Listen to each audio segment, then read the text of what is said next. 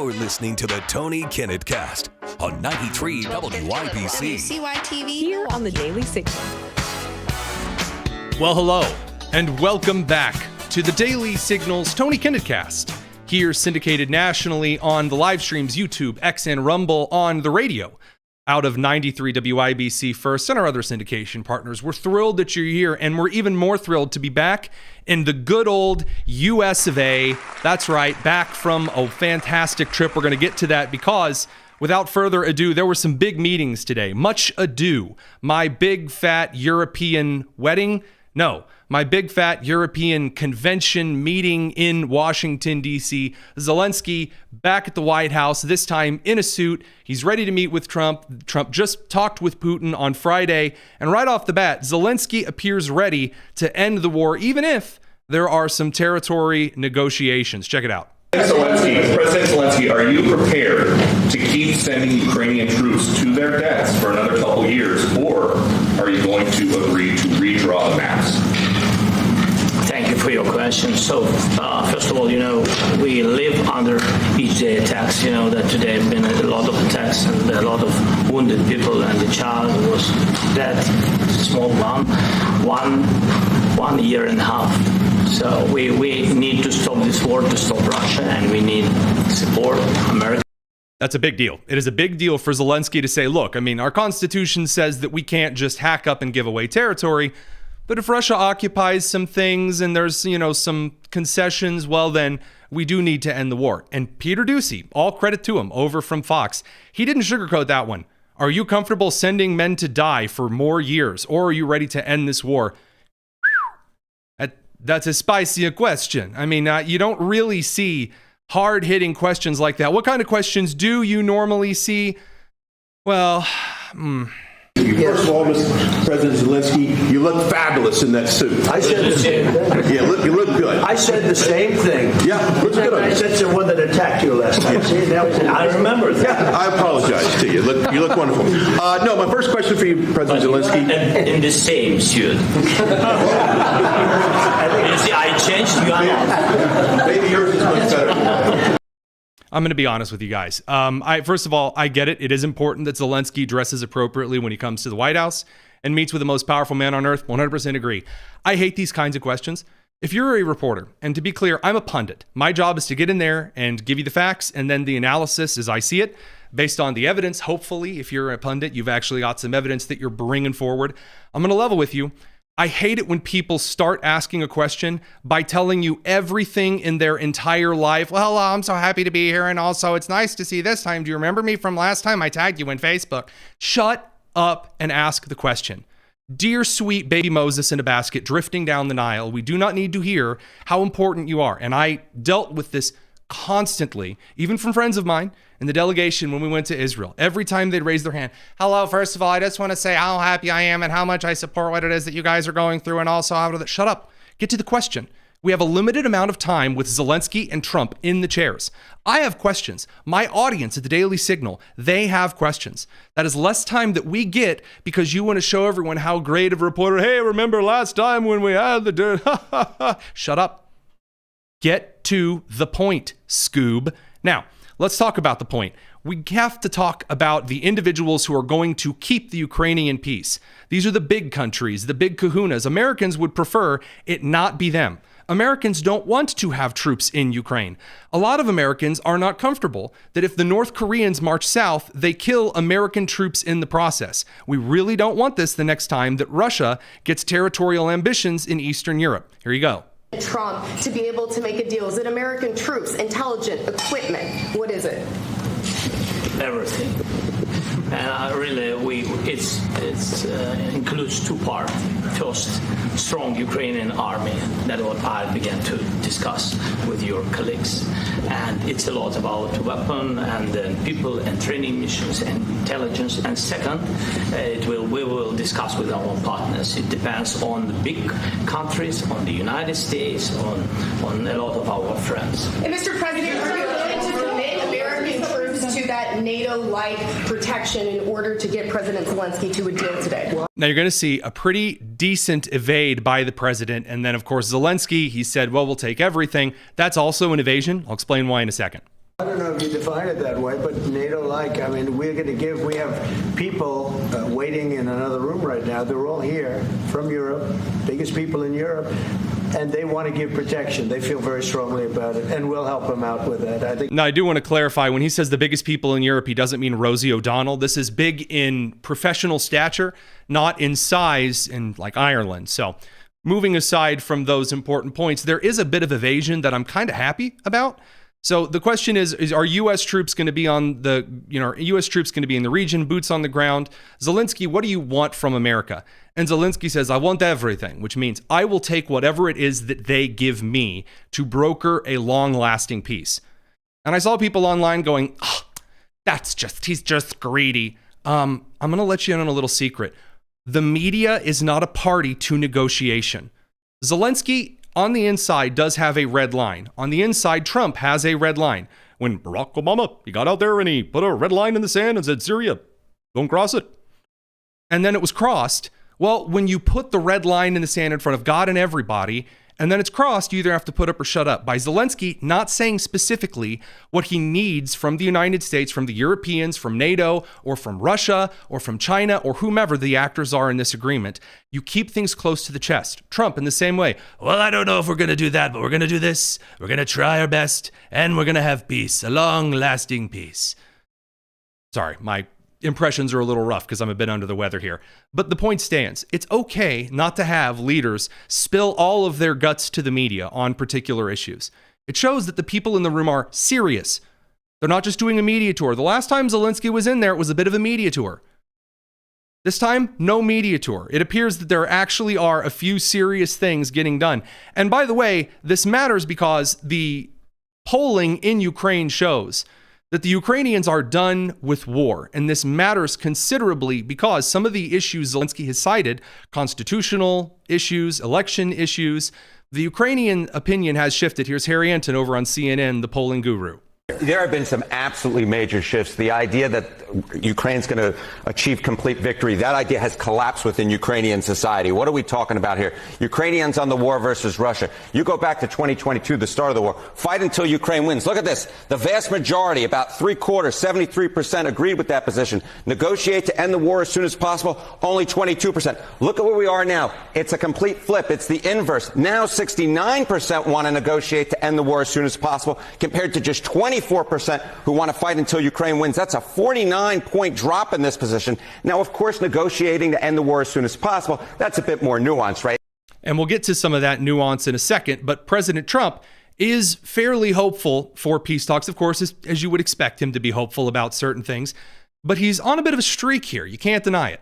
The Alaska summit reinforced my belief that while difficult, peace is within reach, and I believe that in a very significant step, President Putin agreed that Russia would accept security guarantees for Ukraine, and this is one of the key points that we need to consider. And we're going to get to those security guarantees because who is doing the guaranteeing matters a whole lot here. We're going to be considering that at the table also, like who will do what, essentially. I'm optimistic that collectively we can reach an agreement that would deter any future aggression against Ukraine, and I actually think there won't be. I think that's even overrated, largely overrated, but we're going to find out. And I think that the European nations are going to take a lot of the burden. We're going to help them. That's a big deal. It is a big deal. And by the way, we have some breaking news, I would say, from the Financial Times from right before the show.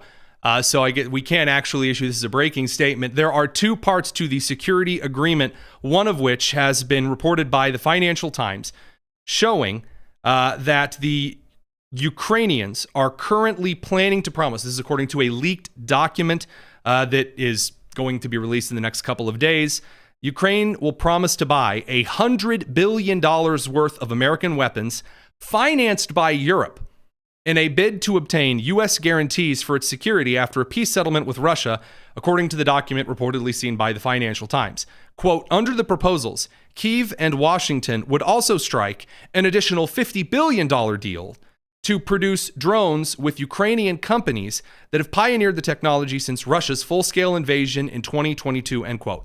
This is a very big deal. We're going to explain why on the live stream radio crew we have to send you over to commercial. It's the Tony Kinnett cast here on the Daily Signal.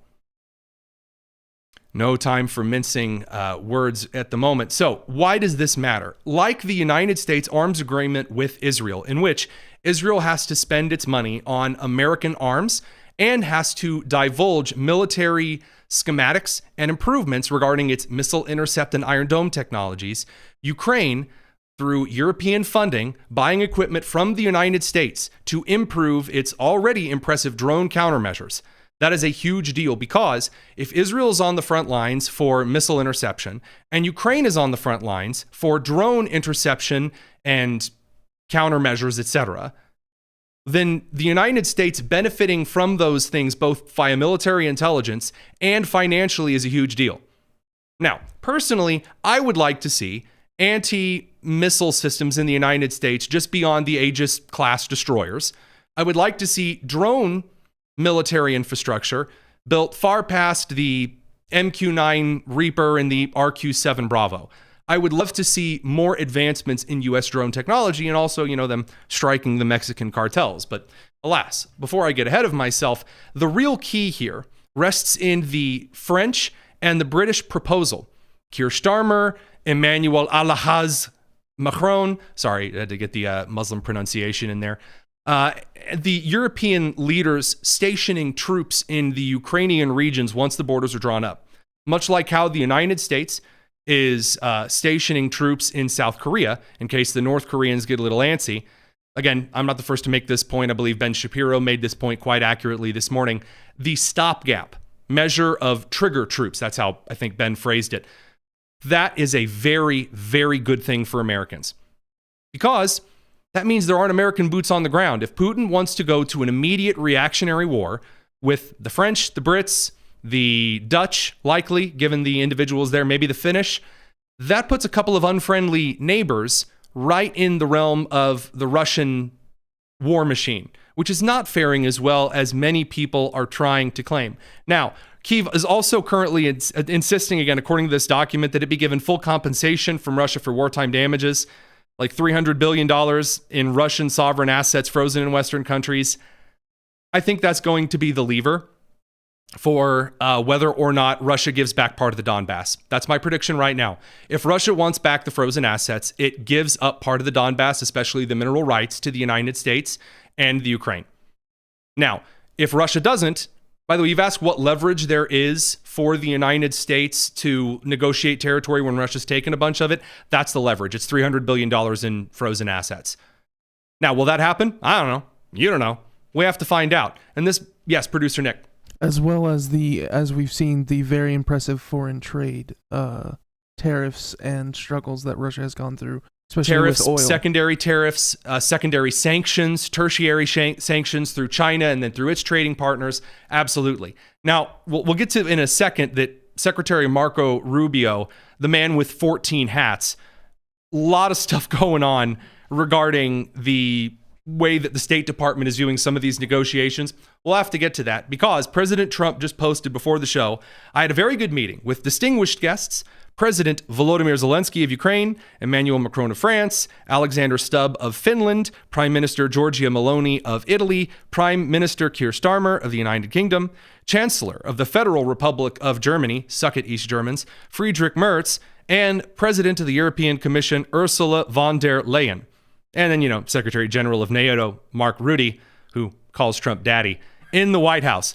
So we're going to get to some of this here in a couple of minutes. The Trump-Putin meeting, there's one thing that I really want to point out, and that is that Trump had B-2 bombers fly over with F-22s and 35s as Putin visited. Power move by the president.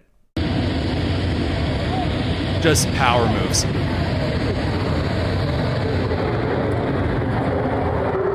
Yeah.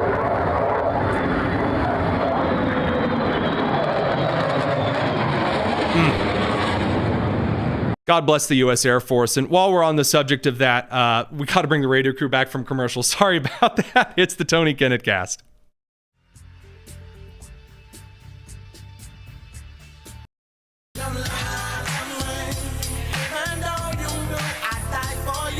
This is the Tony Kinnett Cast on 93 WIBC. Welcome back, because the European leaders threw Trump a Fiesta today. And at this point, I'm starting to have a little bit of trouble keeping track of the various world leaders calling for the president of the United States to win a Nobel Peace Prize. And I received a question from an individual who writes for a major left-wing publication. Let's just say they are from Newsweek. And they asked why it was that so many conservative pundits were talking about Trump and the Nobel Peace Prize. Why is it that we harp on this so much? Why do we discuss this kind of thing? Because Barack Obama received one for nothing. Nothing. Genuine nothing. There was nothing that Obama had put forward that made the world markedly better. And if you don't believe me, you can ask the victims of the weddings he drone struck. Barack Obama did nothing for foreign policy. And by the way, gave up at the time acting President Medvedev complete leverage in the run-up to his second term, which led to, again, the first invasion of Crimea and Georgia and a whole mess.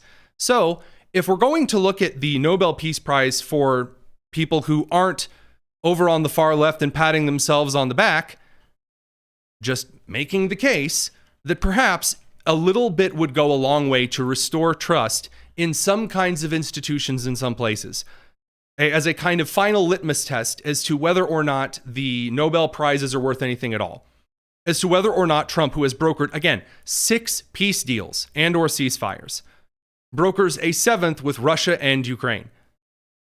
And again, of course, Putin said, that the war would never have happened. He agreed with President Trump. There's been a lot of argument as to whether that was Putin just trying to fluff Trump up or whether he was making a concession. I think it's a little bit of both.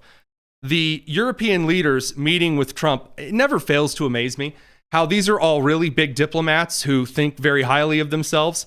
And in the middle of a photo op, Trump just says, "You ever seen that painting? Looks kind of cool." I mean, you're Trump today with the European leaders. Just point to that painting. You see that painting over there? Not a great day. Not a great painting. Look at it. Isn't it great? Look, it's me. Fist raised in the air, shot at. How many of you have been shot at? Emmanuel Macron, while you're busy licking the Quran, have you ever been shot at? No, you're a coward. I mean, it's funny. Come on. There is something about how Trump interacts with world leaders that is, in fact, hilarious. And by the way, in case you're wondering, well, you were told remember during the Biden years, producer Nick, that all of the world leaders said, if Trump gets back in office, this will be very, very bad. And there was all of this fear-mongering. Remember this fear-mongering? Yeah, that we'd lose all the respect that we gain under Democratic leaders and the world would just fall apart. Right. Well, let's see what the world leaders have to say. Italian Prime Minister Giorgia Meloni. Prime Minister Meloni of Italy, who's a really a great leader and an inspiration over there. She's served now, even though she's a very young person, she's served there for a long period of time relative to others. They don't last very long. You've lasted a long time. You're going to be there a long time. Again, then you've got the Finnish president as well. I think in the past 2 weeks, we've probably had more progress in ending this war than we have in the past 3.5 years.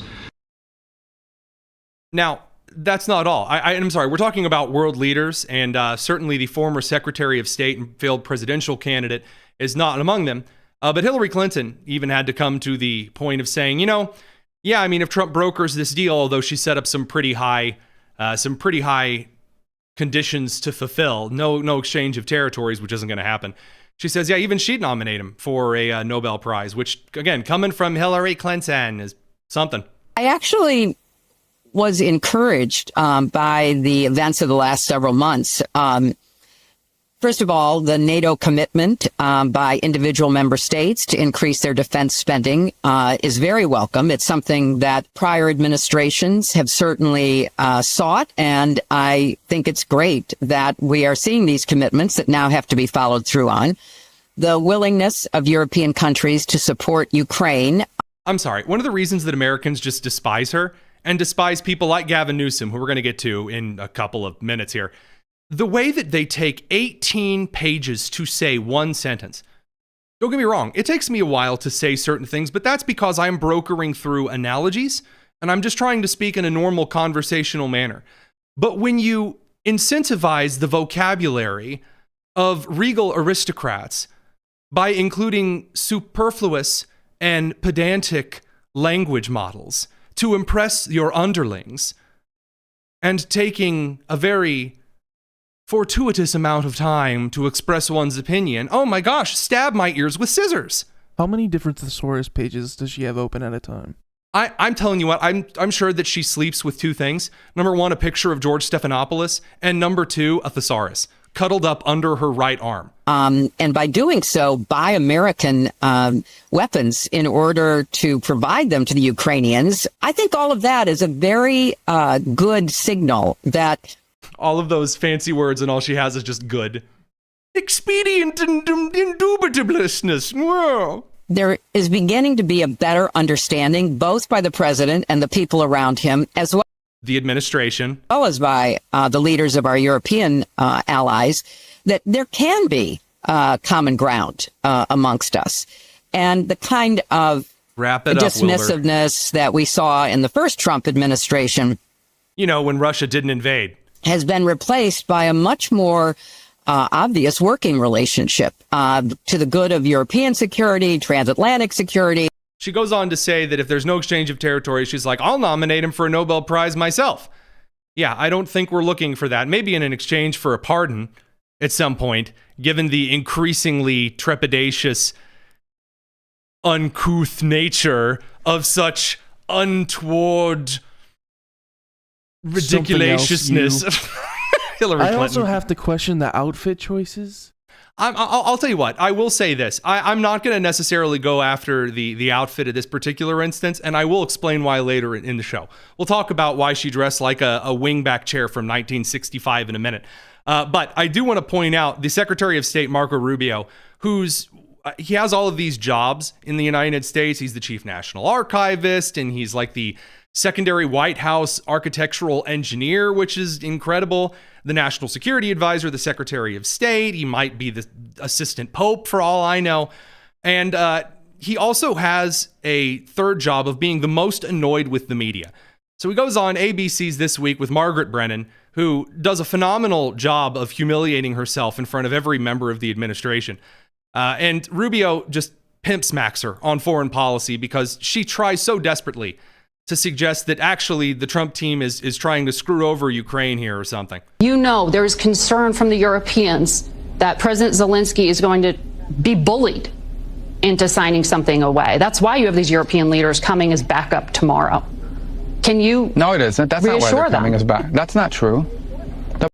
You know, I heard from someone that actually they're coming over here with red coats, and the Hessians are coming over, and they're going to say, stop right there, Trump, or stopping right there. I don't know what accent that was, but that's how they picture it. And Rubio was like, what are you smoking? Again, Brennan does this every couple of weeks. She's like, you know, Rubio, I once heard that Crimea is a state on the moon. And Rubio's like, are you high? But that's not that's not true. They're not coming here tomorrow to keep Zelenskyy from being bullied.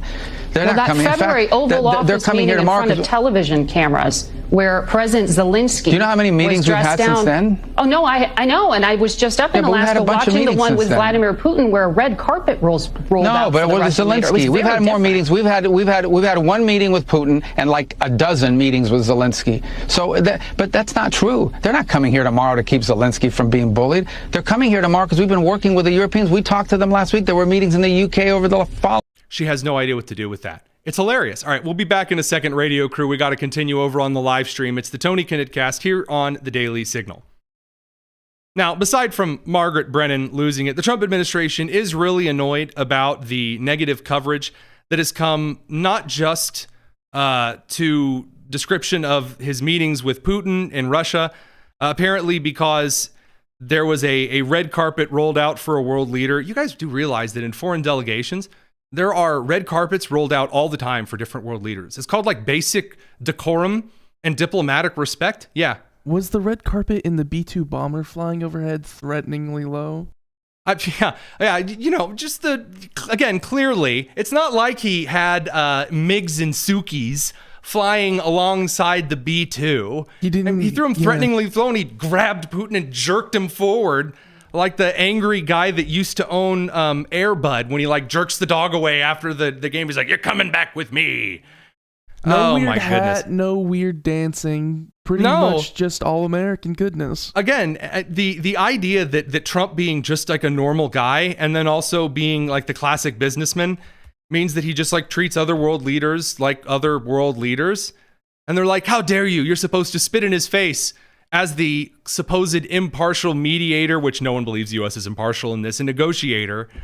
Yeah, you just spit on him or whatever. Yeah, don't appease the man that can end the war in any way, shape, or form. So I will point out a comment. Greg says, hey, I find that comment you made about 1965 very offensive. I was born in 1965. Yes, you remember the weird gaudy obsession that the American fashion industry had in the 1960s with like weird like pastel and light colors, like the light green that would turn into the light orange and brown of the 70s. But there was that time of transition from the 50s to the 70s with furniture, like the light colors. Hillary Clinton, we are going to talk about her outfit here real quick. Why? Because, I don't know, it seems like a really great use of time. So Hillary Clinton here, that's in scene 2 here. Hillary Clinton's outfit. Going to get texts. Okay, so observe the suit that she's wearing. It looks like a wingback chair from the 1960s that you would see at like TVA in DC, the airport, before it was Reagan. I mean, does it not look like... I've seen 3 at the local Goodwill. Yeah, and by the way, nice chairs. I'd have one. I absolutely would buy one. Watch the movie Catch Me If You Can. When I say 1960s, I'm pointing to an era trend. Not that she's dressed oldly. I don't know. Sorry, just as a quick aside, I saw the comment kind of in a flash and thought, that show's going rather well. Let's derail it for a second or two here. Making bad decisions everywhere. All right, so the reason that the Trump-Putin media freak out is annoying, I will say, some of the Trump administration here, is that it goes back to what Trump said in his State of the Union style address. He said, I could cure cancer. Actually, find that clip for me on X and DM it to me if you would. I'm going to play it. He said, I could cure cancer. I could cure the biggest, worst disease known to man. I could fix everything. And none of you, pointing to the Democrats, would stand, you would clap, you would do anything. There were times during the Biden administration where begrudgingly I said, yeah, I mean, that's a good thing that he did. Then we're very far and few in between. But, when Obama announced a couple of things like his March Madness picks, for example, they weren't that terrible. And again, there are times that you can identify even with someone that you don't like, that you can't stand. That is all right. And I'm just going to make the case that even when President Trump does pretty normal, decent things, even when Hillary Clinton is praising him, you're going to find all of these goofballs over at the New York Times and the Washington Post and wherever else losing their marbles over it because they just can't stand it. Now, we actually do have this clip. Thanks, producer Nick. Here's Trump pointing out the obvious way back in January. This is my 5th such speech to Congress. And once again, I look at the Democrats in front of me and I realize there is absolutely nothing I can say to make them happy or to make them stand or smile or applaud. Nothing I can do. I could find a cure to the most devastating disease, a disease that would wipe out entire nations, or announce the answers to the greatest economy in history, or the stoppage of crime to the lowest level. Stoppage of crime? We're going to get to that. Don't go anywhere. We got to bring the radio crew back from commercial. It's the Tony Kinnett Cast.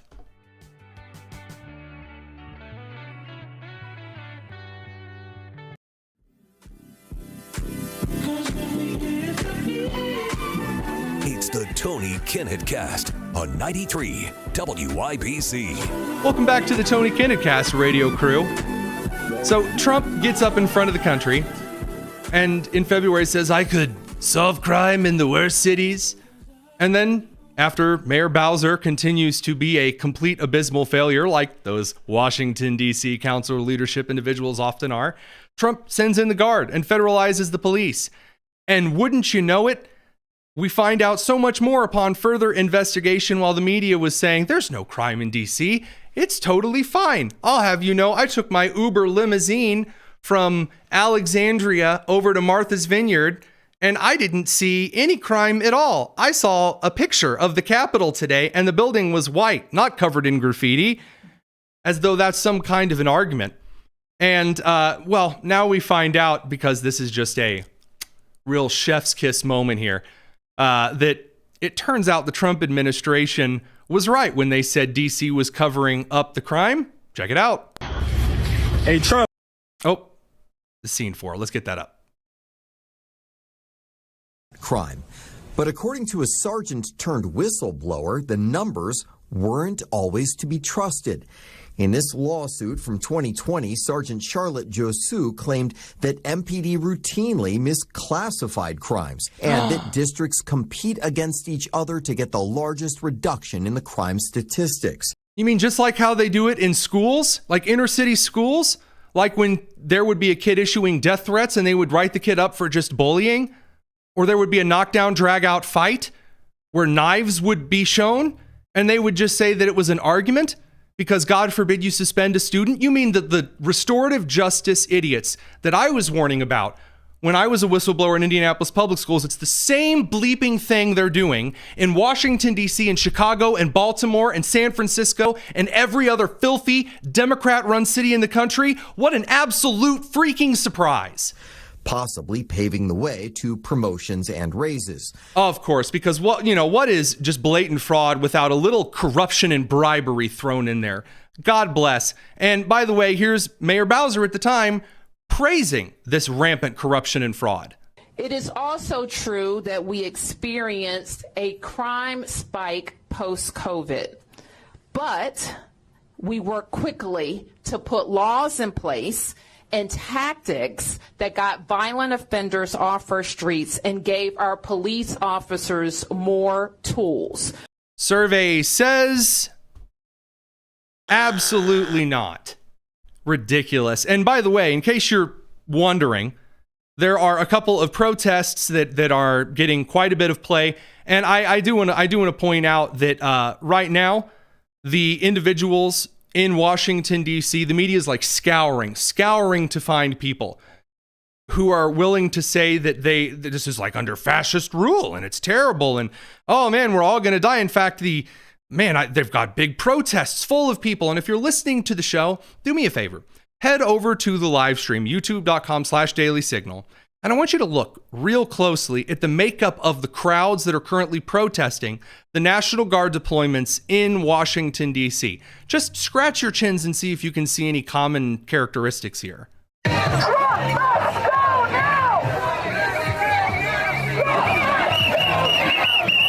Hey, producer Allison over in Indianapolis, you might just keep your hand on the bleep or dump button just in case someone in the protests, which are very, very diverse and not a bunch of suburban white women with the weird golf visors like they're going to go deal poker later. You might keep your finger on the dump button just in case, Al. Just a little advice there.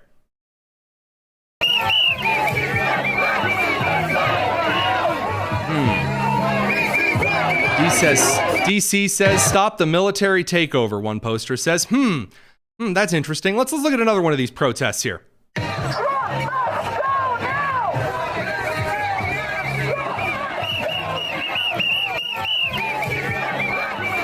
Okay. What about this one over here? This is from The Blaze. Free DC.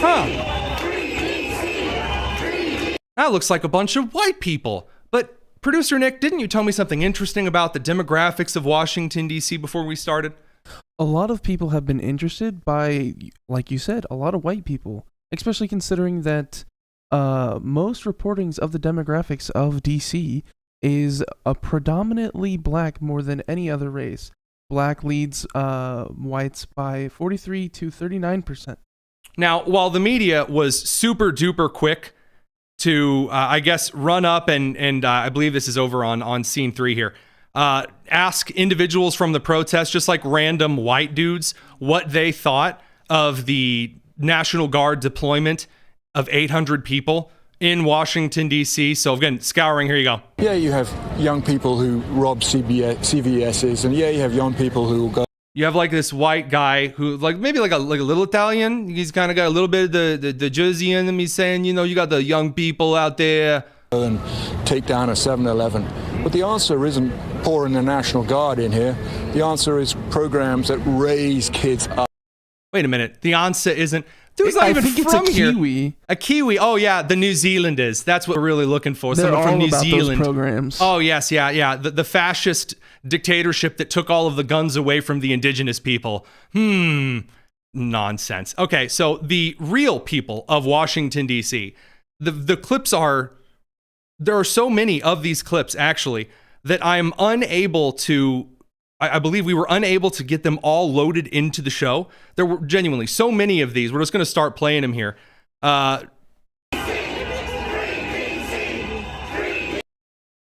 you cannot tell me this is not benefiting us. It's definitely doing what it's supposed to do. I don't care who versus who, what they mean by what.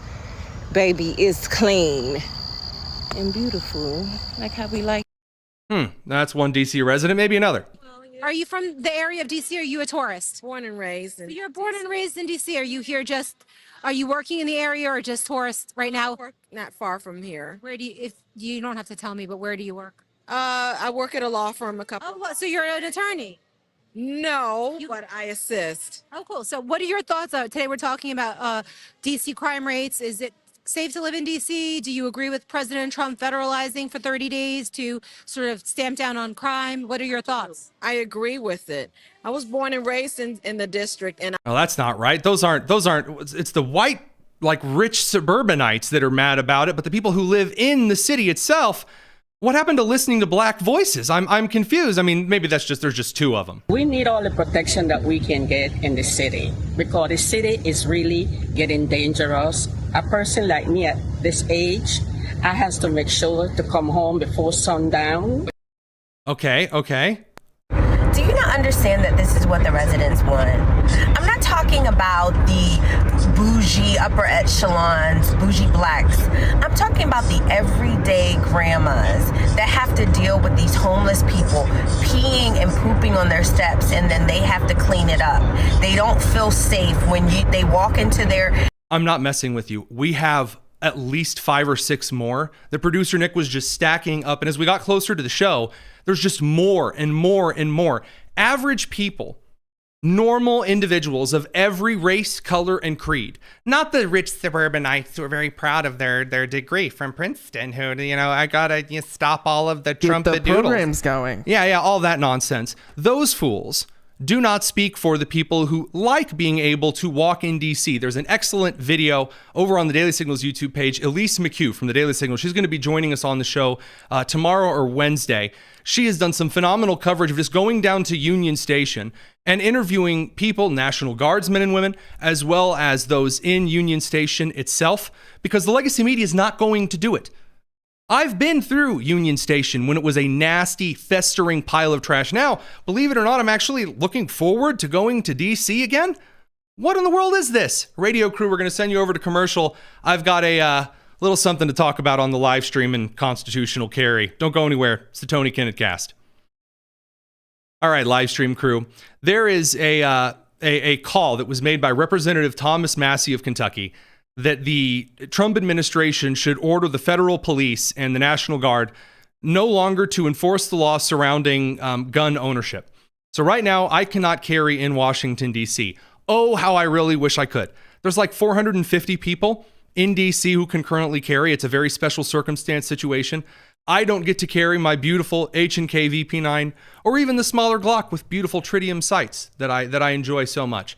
So, Massie has called for federal officials not to enforce laws on the books. I very much disagree with that. And I called on Massie immediately and I said, hey, how about a constitutional carry bill? You're in this building called Congress. Congress, the House and the Senate, see, they have jurisdiction over DC. If Congress passes a bill for DC, see where I'm going with this little 1 + 1 = 2 kind of situation here. So Massie responded to yours truly. I was rather surprised to see he already has put a bill on the floor that is just constitutional carry in Washington, D.C. Good on him. And Speaker Mike Johnson should bring this to the floor right now and then send it to the Senate, where they should force Cory Booker from New Jersey and Chuck Schumer to get up there and filibuster it for ages and force the American people to reckon with the Democrats fighting against the Trump administration on crime. Harry Enton pointed this out. I don't have the clip ready to go. Crime is, in fact, Trump's bread and butter because it is the next immigration issue. I said this when I was in Israel. I was talking to a former youth pastor of mine, great mentor, Jeremiah Clark, phenomenal dude, who made the case that this is going to be like illegal immigration in the border was for Trump. Americans innately trust Republicans on immigration. His policies are going to be popular. He's going to come in and he's going to solve it. And more so, it will force the Democrats. Here's your political angle. It will force the Democrats to take the insane position of crime is good. Just like Republicans forced Democrats to take the position that transgender whatevers in bathrooms, boys and girls bathrooms, like in Loudoun County, Virginia, we're going to talk about that with Daily Signal's Tyler O'Neill tomorrow, force them to advocate for dudes in girls' restrooms even after women are sexually assaulted by the trans people. Force them to stand behind Big Pharma even after it was proven that certain vaccines, mRNA sequence injections, regarding the COVID treatments cause things like myocarditis, heart issues. Even after the border was shut and all that was being rounded up were dudes like Gilmar Abrego Garcia, the alleged human trafficker, which would beat his wife with his MS-13 tattooed knuckles. The Democrats were forced to defend it. It's going to be the exact same thing with crime. And by the way, lest you think that it is just in Washington, D.C., in other places in the country, you have similar calls from the citizens of those cities for the Trump administration to roll in, to bring order. And that brings us to Gavin Newsom and how the Democrats are responding. We got to bring the radio crew back to talk about it. It's the Tony Kinnett Cast. Don't go anywhere.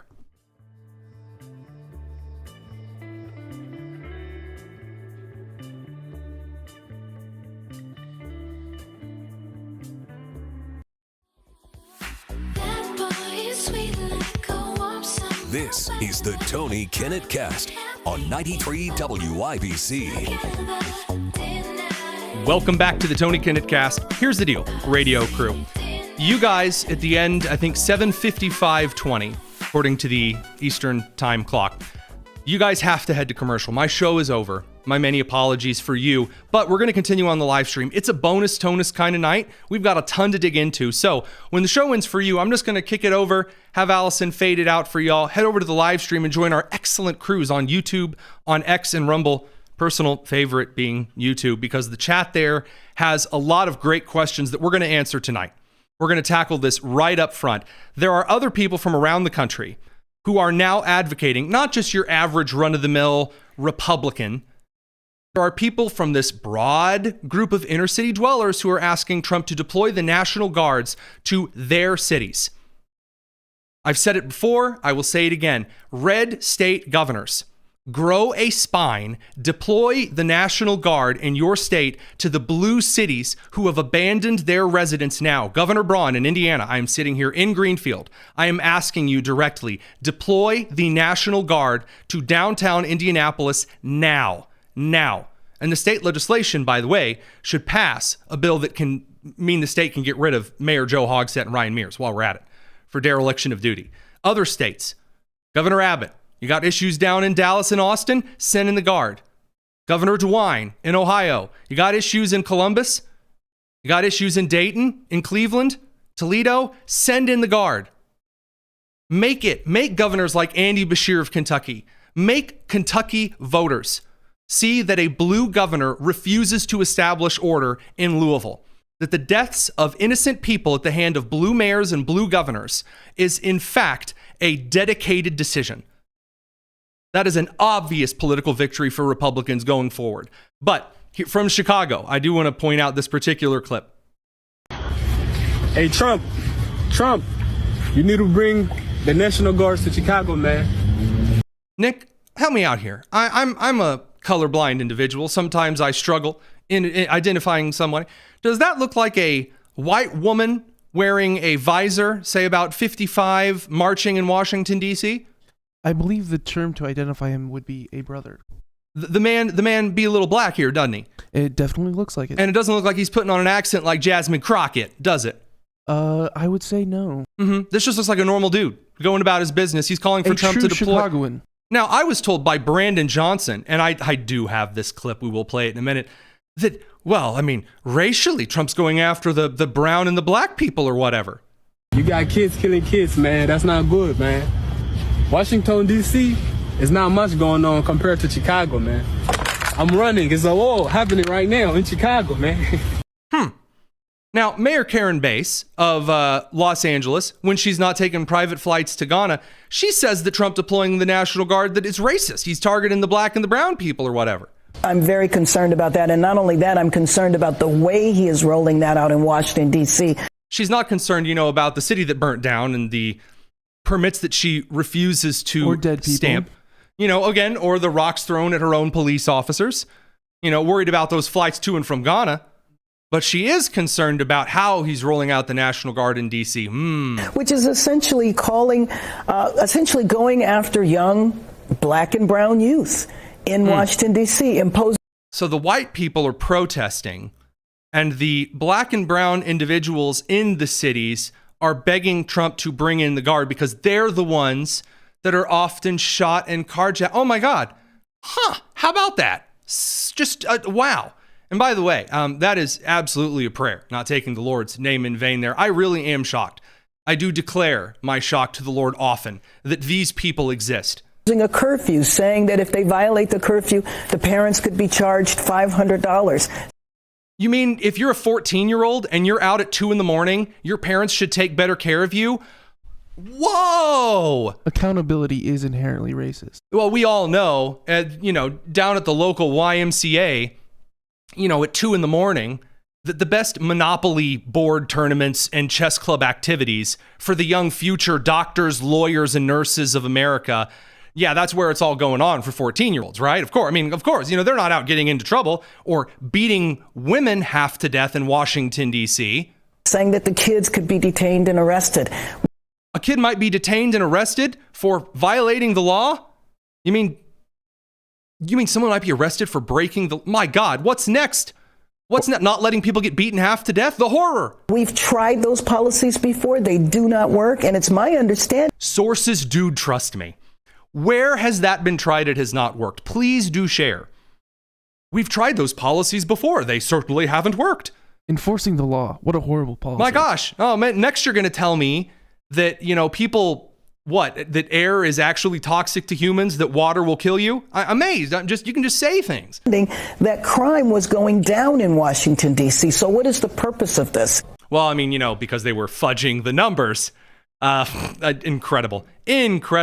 Another clip. Individuals begging the National Guard to be deployed. Well, they say Trump done cleaned up Washington, D.C. so good you can eat a piece of pork chop off the ground. Now, hang on a second here. This doesn't look like a white woman clutching her pearls. This doesn't look like a New Zealander out there trying to tell you how it's the pogroms all over again, because we all know that experts on the Holocaust are clearly, New Zealanders in Washington, D.C. This looks like just a black woman out here just saying that D.C. is now so clean you can eat a pork chop off the streets. Which, by the way, after being in Israel for a week, a pork chop sounds freaking delicious. I need Trump to do that all around the world. There is no preference or bias in the selection of these clips either. There are more of these. He did, by the way. We are just pulling clip after clip after clip after clip after clip. Not pundits, not big media influential people with, at the time they posted these 200, 300 followers that are just active on the social media sites in general. Now, by the way, Democrats and local officials, this is according to Fox, pushed back against these claims, noting that the MPD and the U.S. Attorney's Office report violent crime is at a 30-year low, down from 35% from 23 to 24. Now, FBI data for the same period, because you do have to report crime statistics to federal authorities, only shows a decrease of 9%, highlighting a substantial gap between local and federal statistics. Someone forgot to cook the books. I love this, by the way. I would have students that would cheat when I was a teacher, and they would cheat, but they would forget how many times they needed to cheat on certain statistics. They wouldn't go through and change all of the hyperlinks or the verbiage or perhaps the page footer with someone else's name at the bottom of the page. And then I would get the information to be, how did you catch me? Yes, well, because people who commit crimes are often idiots. Incredible. Incredible. Now, by the way, on Friday alone, according to the Department of Homeland Security, 52 people were arrested, including 28 illegal immigrants, while 3 guns were seized. Federal teams have also cleared 25 homeless encampments, which is not just Oliver Twist asking for gruel, by the way. I'm going to move on because what I have to say about those are not FCC appropriate. The type of debauchery that goes on in those homeless encampments in front of God and everybody is disgusting. AIDS spreading guaranteed. So, officials said those removals were carried out without confrontations or arrests. Even the people committing the crime in D.C., their heart's not in it. It's just not happening. And by the way, I do want to play this one particular clip. The nightlife in D.C. has been completely cleared. The traffic is down, which is, again, just chef's kiss. Want to see if we can get this played before we send the radio crew off to La La Land. Oh yeah, clip 4. That's one empty looking street. Love it. All right, radio crew, we'll catch you guys real soon. It's the Tony Kinnett cast. We're going to continue on the live stream. By the way, this particular white tent in front of Union Station, it's a bunch of very, very, very angry people who are protesting Trump for all 4 years or whatever. So it's a political protest. That's why it hasn't been removed. I have walked along. Actually, if you go backwards from this spot, you basically get to the Heritage Foundation and the Daily Signal offices. As you continue along this street, just for the live stream crew here, over to the left, on the left side of the screen there, that's the Phoenix Park Hotel, which is a phenomenal place to stay. I have been told for the first time it is quiet there now. You guys don't know how many times a night you're woken up by police and fire crew sirens there because people just get murdered. They have to go pick people up. So this crew, this tent right here, is known for shouting a bunch of sexual and racial epithets because, might as well let the Trump derangement syndrome eat your entire brain. This brings us to the last little bit here, the bonus tonus that I have been waiting to share with y'all. The Democrats are losing their minds. The Texas Democrats, at long last, in the Texas House have returned home. They are now returning home. They escaped via private jet to New York and Illinois to do something. They were really excited about all the somethings that they were doing. Oh, they were fighting for Texas to keep them from the redistricting. Well, now they're returning home. Here they come. Where's all the applause? Look at them with their fancy bags and their aviators, just, I'm so much more important than the rest of you. Such bravery, such stunning. Wow. Incredible. And I should say, by the way, the complete left meltdown and awkward failure from all over the country gets over to the pundits as well. So on Jubilee, which is, I guess, a YouTube show in which 50 of one ideology face off against someone who disagrees with them. Variations of that. The way the left is responding to the statistics shift on things like crime and immigration is precious. You can give everyone here like a $50,000, especially people that are in the streets who are committing violent crimes consistently, a $50,000 check. It's not going to fix anything. It's not going to increase the median household income in the next 10 years by 10% or 20%. For example, we have the Chinese Exclusion Act of 1882. We prevented Chinese people from getting citizenship and even entering the country. We discriminated against them and basically put them under apartheid, even here in the United States. Yet they have the highest median household income. How is that possible? How come they don't complain and feel entitled consistently to beg for reparations and beg for this when they are killing each other 90% of the time, which is the rate that black people kill each other, according to the FBI? Oh, young Matt. Yet white people are the oppressors. I'm not sure where your education came from, but they lie. Yeah, call the young black man who just wrote off a bunch of statistics stupid. Good start. Keep it on here. Lied to you. Stats don't lie, though. Statistics lie all the time. So let's start there, particularly when the statistics are coming from the sources that gain from the statistics being shown a different way. So if you're going to start your argument on stats don't lie, you've already lost the argument. They lie all the time. Again, if the statistics do involve people in China per capita who are, again, just making it perfectly clear here, They are now the higher income echelon. The idea that America is a horrible, racist, terrible place over its entire history, and that right now it's the government doing this again. By the way, this is, her name is Amanda Seales. I have met Amanda Seales before. Back in the education world, she gives a lot of, she gets a lot of education talks and equity talks, so your tax dollars have likely paid for her to speak at places before. After she gets bodied, her only argument is, well, the numbers may be right, but they're also wrong because I don't like them. This is where we get into the difference between quantitative and qualitative reasoning and data in general. So, for example, my big argument against Indianapolis public schools during the entire critical race theory argument was that you're suggesting that because there is a group of people who feel that people are racist doesn't make it true. What makes things true is quantitative data. How many racist acts are reported in the United States now, as opposed to 10 years ago, 20 years ago, 30 years ago? Show me the quantitative data, the quantity of events that occur, rather than you just saying, well, I feel it happened. You have a lot of people who say they feel it happened, so therefore it did. Great case in point here.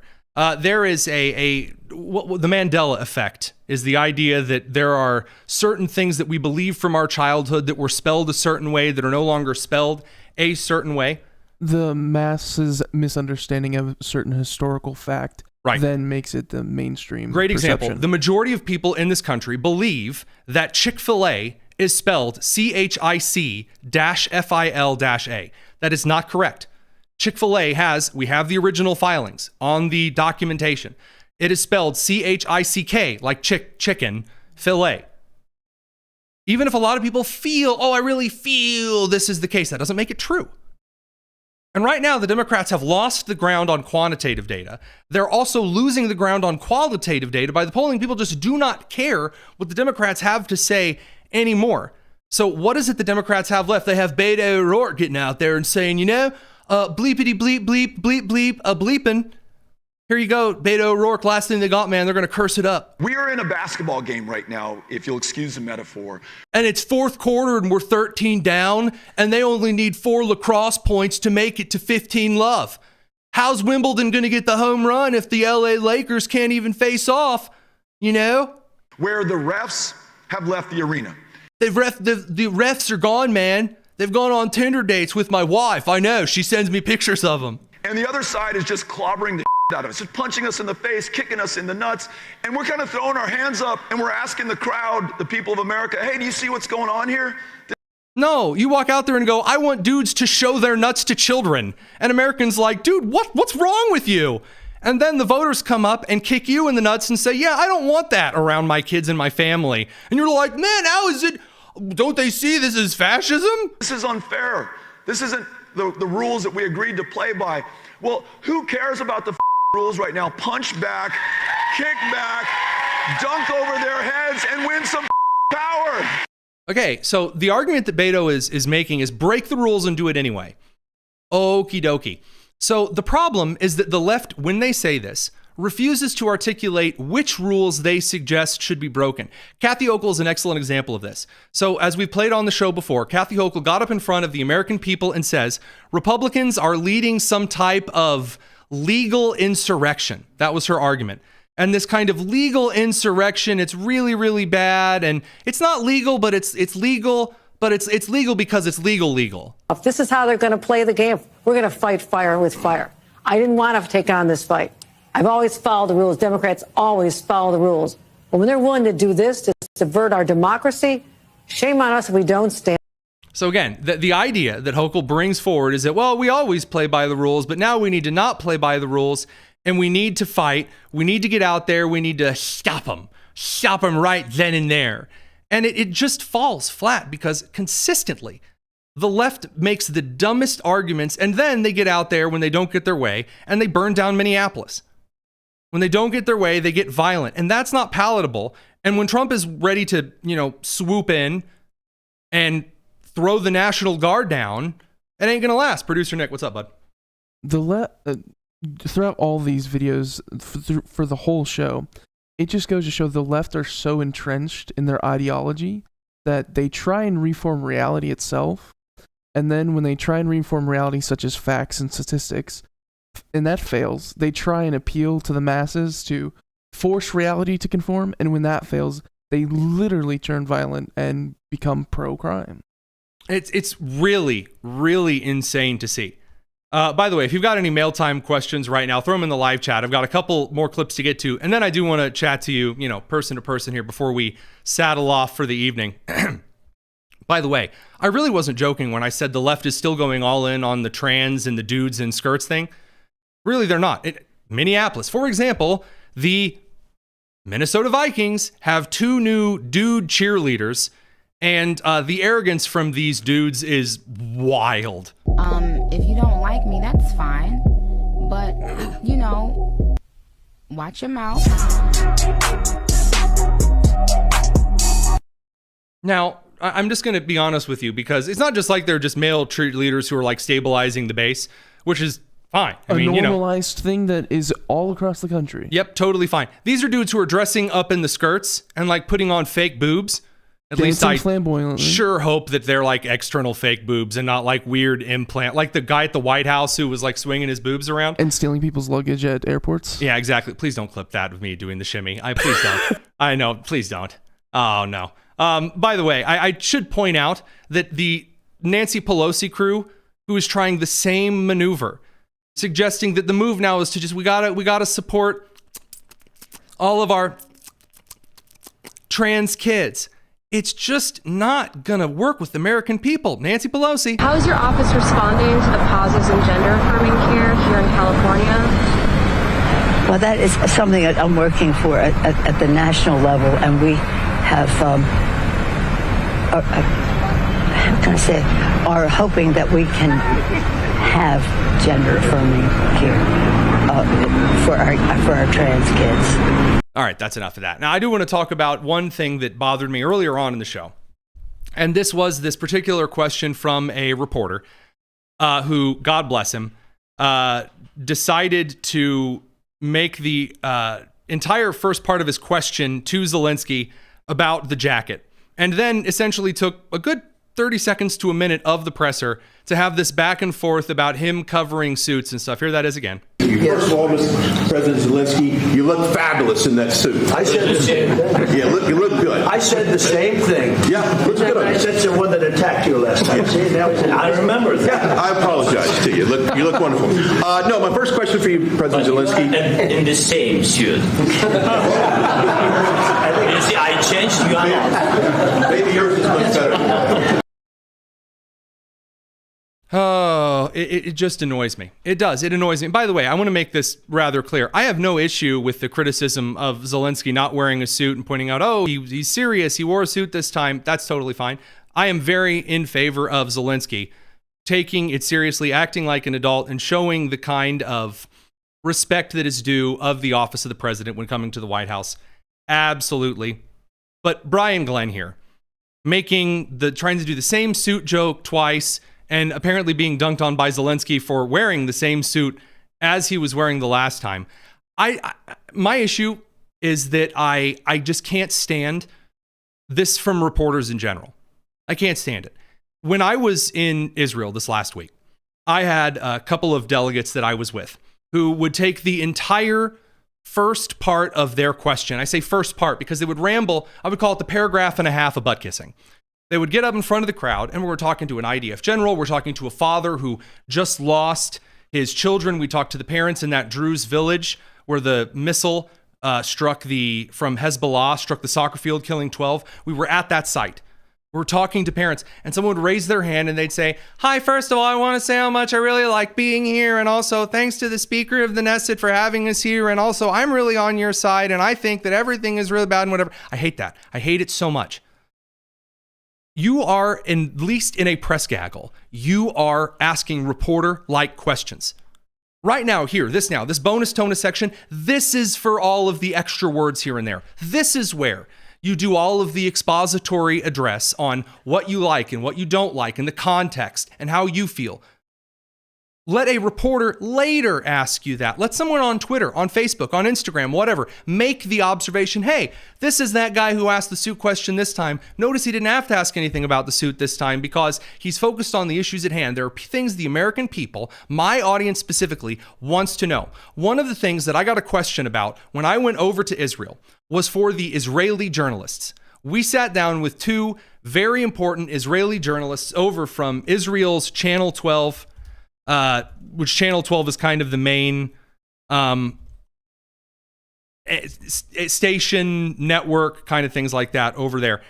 And of these particular various anchors, there were two that had covered a lot of the October 7th stuff and the Gaza war stuff. And one of the questions that I had been asked is, why, if Israel is so concerned about the PR situation that the CNNs, the BBCs, the MSNBCs, or the MS Nows, of the world, that are stating falsehoods.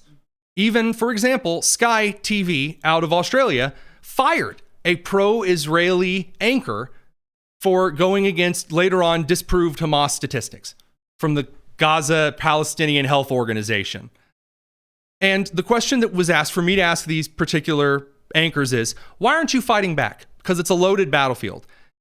The issue that I got was the exact same for people who take forever to ask the question. They took forever to answer me. These two Israeli journalists did not answer my question. And, well, I'm going to air it for you here. Of the world, the country, the region, and the profession. Please. But specifically, though, you've been in this profession for 30 years with individuals. My name is Tony Kinnett. I'm with the Daily Signal out of Washington, D.C. You've been in this profession for 30 years with people who are now calling you a liar and a foreign agent on my media daily. It's not just saying check again. You are in the media battleground. So how do you two, as the two premier Israeli journalists, do get out, battle with other people around the entire world who are calling you foreign agents and liars despite your professionalism? Is Chepihin enough when you're fighting with the entire CNN, MSNBC newsrooms? So I should clarify real quick here. When I say is saying check again enough. So right now what the Israeli PR strategy is, whenever someone from CNN, BBC, Sky TV in Australia, various news platforms around the world, whenever they say Israel is doing super duper ultra genocide, the Israeli media responds with, if they address it at all, by just saying check again, check your data again, which isn't cutting it. It's not cutting it. That's bad journalism. So that's what I mean by check again. I'm not fighting with I'm not fighting with other media. I'm focused on doing my job and serving. I have the privilege and the obligation, and it's terrible. Here we go. We're going to take a good 3 minutes to not answer the question. It's a nightmare. I don't sleep. Whatever. It's crazy. But I feel that I have an obligation to do my job the best as I can in these troubled times for my country. I'm not worried about the other media. They had just stated that they were worried about the other media. We had just talked about that. Professor Alan Dershowitz had just gone on a lecture about how Israel is concerned about losing the PR battle with other countries. For example, with France and with Canada and with New Zealand and with the UK, suggesting they would recognize a Palestinian state in December, directly rewarding Hamas because of accusations against Israel. She's like, well, I'm not fighting with anybody. I'll let her continue. I think it's important when I'm a political diplomatic analyst, so I can understand the importance of it in the possibility of our country to prevail this crisis. But personally, I'm not waking up trying to battle and I'm not a media critic.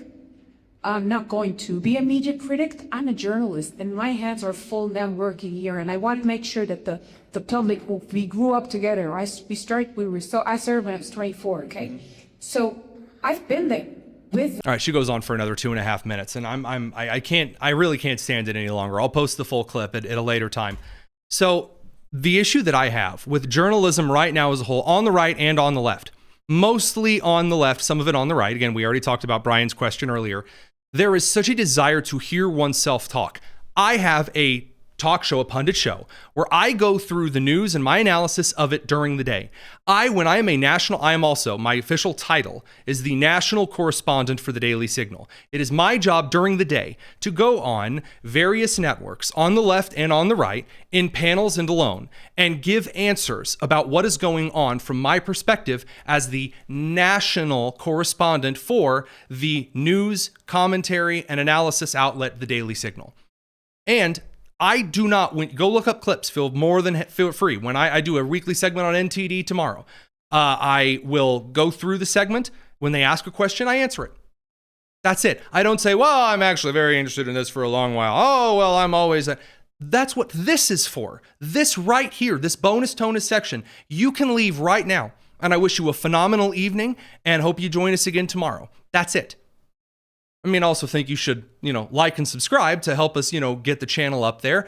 But there's nothing else obligating you. When you were in front of the entire country and you were asking questions, you are making it clear that you have the news, the analysis, the take that is crucial for your audience to learn. What the Israeli journalists failed to answer was whether or not they had a plan for combating the massive misinformation campaign in Israel, not just from the left, but also from the right. Tucker Carlson going out in front of the country and saying, well, I mean, actually, I mean, there's like segregation or something or whatever, which is not true. I was in the kibbutzim of Israel, all of the different villages. I was treated with reverence and respect the entire time. As a Christian, I was openly wearing the cross the whole time I was there. I was wearing the American flag the entire time I was there. Never experienced a touch of discrimination. People, those of you listening to the show, you poured in, not just to me, but to like Reagan Reese, the Daily Caller. You emailed in and said, hey, let Tony know my kids lived there for years. No segregation whatsoever. Christians are treated totally fine. Just don't take the elevator on the Sabbath because they have elevators that like stop every floor. And if you get in there and press buttons, then you can end up getting other Jewish people who are Orthodox in the elevator with you. You can send them to the 5th floor when they wanted to get off at the 2nd. Like, that's the only thing that you don't do. And also, you don't ask restaurants that are kosher to do not kosher things. But that's usually more found in kind of like Islamic Jewish relations in Israel. That kind of misinformation, along with the, genocide, I saw the Atrox. I watched the UN, who told me I was not allowed to take photos. The same UN who told me I was not allowed to take photos of various checkpoints. I watched the aid that they refused to allow in because Israel wouldn't let Hamas hijack the trucks. I looked at it in person, in front of God and everybody, even snapping photos when I wasn't supposed to.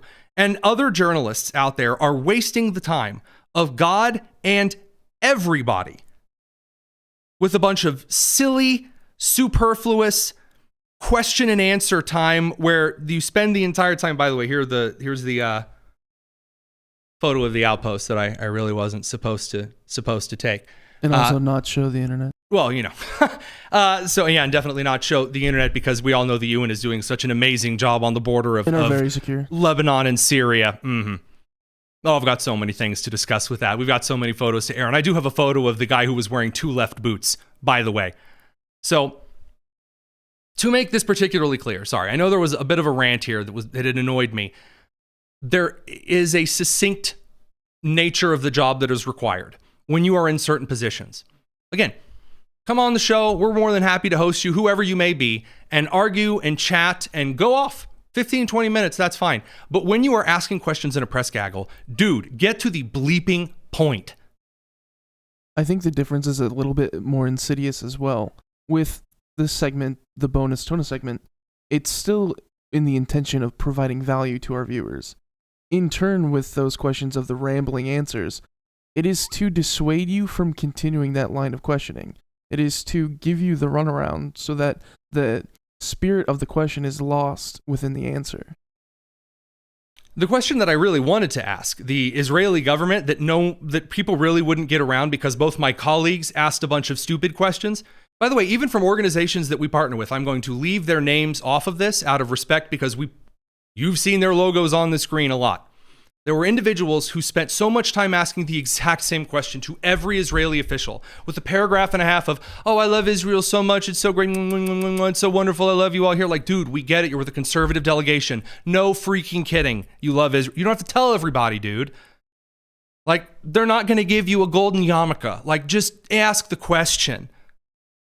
Anywho, what I wanted to ask, and I was not able to, I tried, was if Israel knows that there are news outlets and organizations like Al Jazeera, for example, who they kicked, who are knowingly, maliciously falsifying the information, then why does Israel continue to give statements and interviews to the New York Times and to the Washington Post and to BBC and to CNN and MSNBC or MS Now or whatever? Why?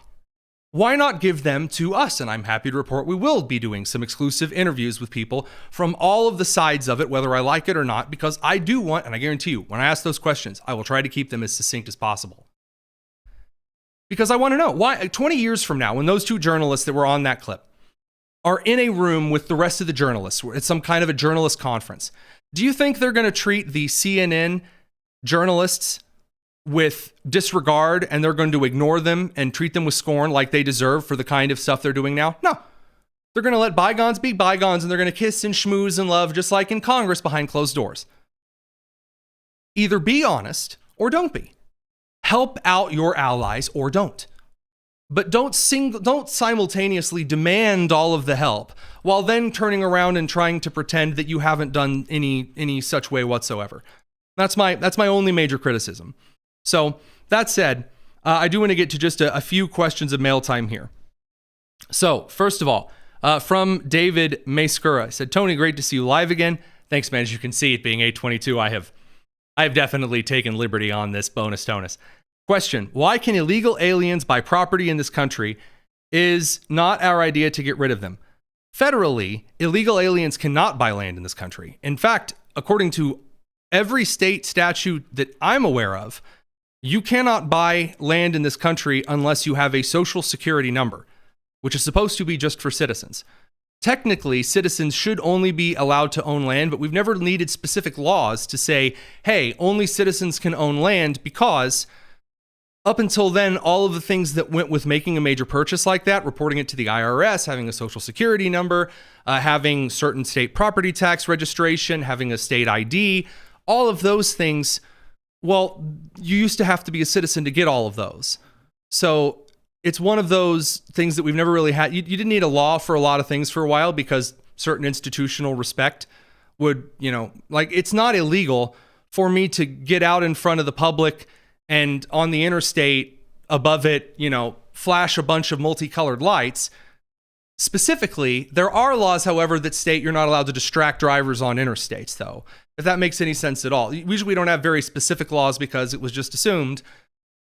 Yeah, that's kind of along what make a lot of sense here. This is from Evergreen Kafir.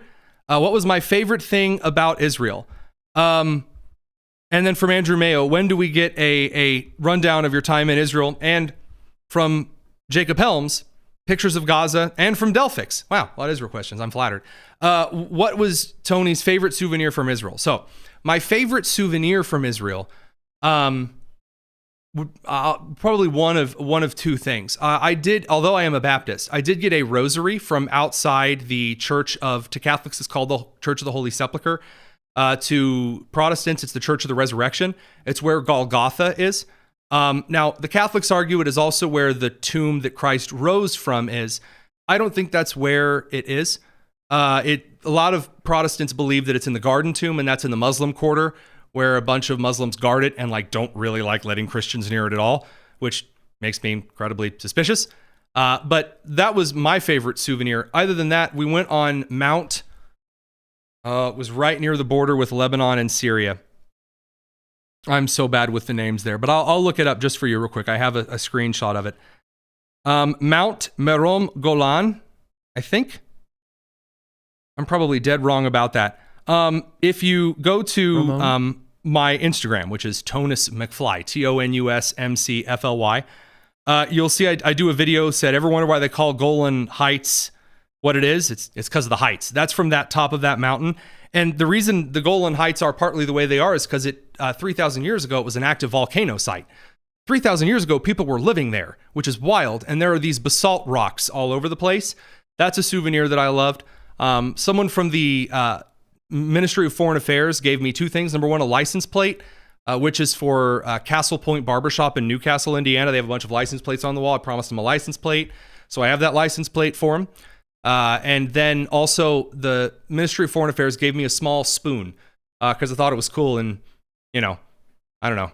It was very nice of them to give me a little spoon with the Israeli government seal on it. Spoons. Yeah, I don't know. I mean, I'm not like a spoon collector, but I thought it was neat. So those are some of the, kind of the things that I really enjoyed. For a rundown of my time in Israel, I might give something like that in the Discord. So in the link of the YouTube or the Rumble shows, if you go down, there's a link to Discord. It's kind of a group chat for those who watch the show regularly. And that is where I have shared a ton of pictures from Gaza. I cannot share some things from Gaza for genuine military security reasons, not just because of the IDF, but because of, I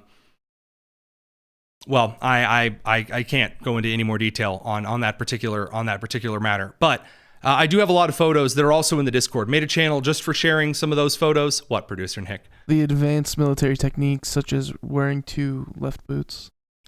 Yeah, that was at the UN border near Lebanon. That was UNIFIL. But there weren't any the UN checkpoint near Gaza that we were able to see near one of the kibbutz. We'll have to talk about that a little bit later. So anyway, at least as far as those things are concerned, I don't know. I just kind of think that they're some of my favorite stuff from Israel, my favorite things all in all. I mean, saying it to King David was really excellent. It's where a lot of major, incredible diplomats have stayed. The city of Jerusalem, the old city, is so small. It's so small. Smaller than like a standard city block. You'd be surprised. I mean, it's the old city. You're thinking like either the Jewish quarter, the Muslim quarter, the Christian quarter, the Armenian quarter. You're thinking like huge sprawled out areas. No, it's very, very, very small. You could first of all, you could walk from very, very, very safe in Jerusalem. It's because there's IDF on every corner. If you want to see what that's like in the country, go to downtown Washington, D.C. Amazing. It does in fact work, despite what people are saying it doesn't work anywhere. Call back. Yeah, little circle there. So those things all said. From Sam, what the F is going on here? Well, my man, this is bonus tonus. This is usually when I don't fit the rest of the show into the broadcast hour that the radio and TV clocks are on. So I share some of the rest of the clips we didn't get sent in and kind of whatever else. The bonus tonus, my X name on Twitter X is the Tonus, TheTonus. Tonus comes from a nickname I was given in high school that stuck. And someone on the WIBC side of things thought it would be clever to call it bonus tonus. Yeah. So that's what the as you said, the F is going on here. Just a bit more favorable for the true fans here. A bit more Whoa, content. I don't know how Cafe Emo XX said it, but yeah, my rosary is the Jerusalem cross in olive tree wood. That is what it is. It's olive tree beads with a Jerusalem cross, which is the middle cross with 4 small crosses. You know, the thing that Pete Hegseth was accused of having a tattoo of was white supremacy or whatever. Would you have, producer Nick?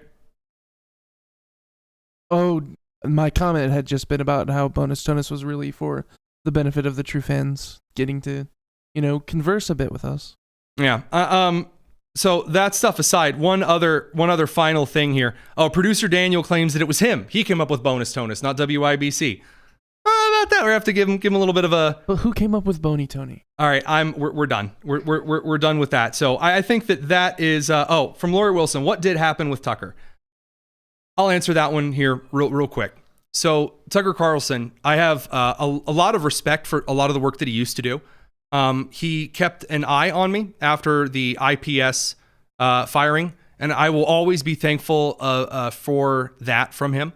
Recently, I'm not going to speculate as to what the reason has been, but a lot of his reporting and interviews have gone very, very, very off the rails, and I don't mean this in a mean way.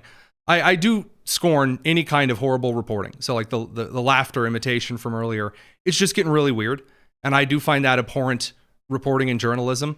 I don't know what's going on. It is heartbreaking to see, seeing someone that you used to really admire for their work just start doing a bunch of stuff that's not useful and is very questionable, especially with some of the guys that he's brought on as history experts. But that's kind of my best guess. I'm not going to speculate on what happened. And all I can say is that hope he comes back from it. I do. I think that he has a lot of natural charismatic talent and a great eye for interviewing in a way that's very conversational. And I really hope that whatever's got a hold of him, whether it's spiritual, whether it's personal, whatever it is, hope he throws it away and comes back. Because again, I do think he's really hilarious, and I think it's a shame. This is coming from two people who still consume his content. Yeah, we still, Nancy Tharp says, Tucker was bashing boomers. Occasionally, I also do criticize groups by generations, but I try not to do that a lot because we have a lot of phenomenal boomers and Gen X who no one ever remembers that Gen X exists that do tune into this show. All right, over half an hour of bonus tonus is quite a bit, but hey. What a good way to celebrate coming back. What a good way to celebrate getting back. Safely. All right. I have to hop off so I can go do the top news in 10 for tomorrow morning. You guys have a wonderful, wonderful evening. It's been a joy to be with you.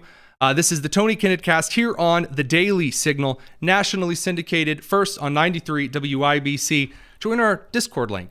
Trust me, you'll enjoy it. Maybe you won't. Who knows? Take care.